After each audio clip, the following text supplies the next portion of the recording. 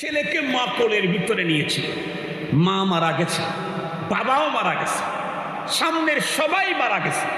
5 বছরের শিশুটা অক্ষত অবস্থায় বেঁচে আছে। ওরে বাঁচাইলো কে? কথা বলেন কে? ওর আয়ু শেষ হয় নাই, এ কারণে গাড়ি ওর উপর দিয়ে চলে গেছে, শেষ হয়ে যাওয়ার কথা, লাফ দিয়ে উঠে দৌড় দিয়েছে। এমন দৃশ্য আপনারা দেখেন নাই? আর একজন মানুষ যাইতে যাইতে পড়ে গেল, আর একজন যা ধরতে ধরতেই আল্লাহর কাছে চলে গেল। তার মানে ওর আয়ু যখন শেষ হয় তখন কাউকে মারতে হয় না, ও এমনি এমনিই চলে যায়, ও তখন অটোমেটিকলি চলে যায়। মনে রাখবেন, আমার দেশের কেউ যখন হজে যায়, ওমরায় যায়, বিদেশে ট্যুরে যায়, যাওয়ার সময় কিন্তু 2টা টিকিট করে। যখন যাওয়ার টিকিট হয় তখন আসার টিকিট হয়।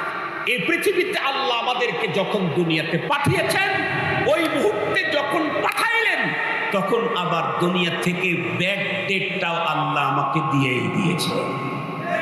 যখন আমি মার পেট থেকে জন্ম নিয়েছি তখন এই পৃথিবী থেকে চলে যাওয়ার টাইমটাও তখনই ফিক্সড হয়ে গেছে, তখনই নির্ধারিত হয়ে গেছে।